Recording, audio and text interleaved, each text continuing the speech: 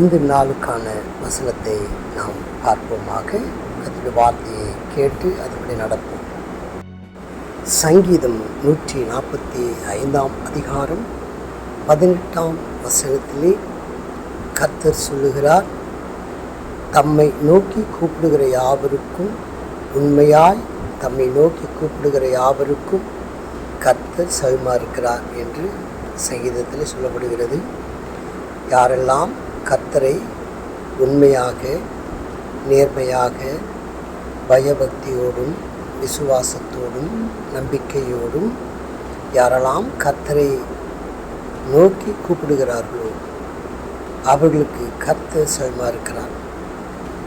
கிறிஸ்துவுக்கு பிரியமான என் அன்பு சகோதரனே, சகோதரியே, நாம் கர்த்தரை நோக்கி பார்க்கும் வேளையிலே கர்த்தர் நம் சமீபமாய் இருக்கிறார் என்ற விசுவாசம் நமக்குள் மிக காணப்பட வேண்டும்.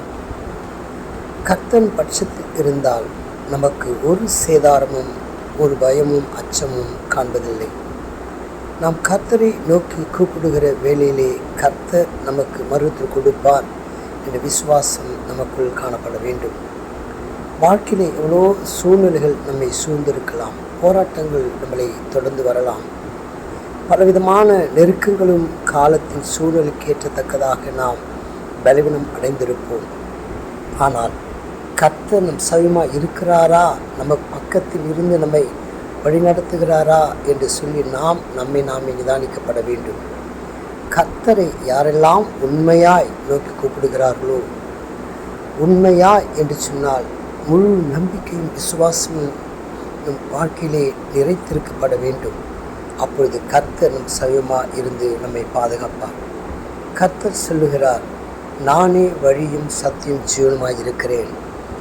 இதோ நான் உனக்கு முன்னே போய் பலவிதமான இடர்களையும் கோணலானவைகளையும் சபிப்படுத்துவேன் என்று கர்த்தர் சொன்னது போல், இன்றைக்கு நம்முடைய வாழ்க்கையிலே பலவிதமான இடர்களையும் கோணலான வழிகளையும் கர்த்தர் சமைப்படுத்தி நம்முடைய பாதைகளை அவர் பாதுகாத்து கொள்வார்.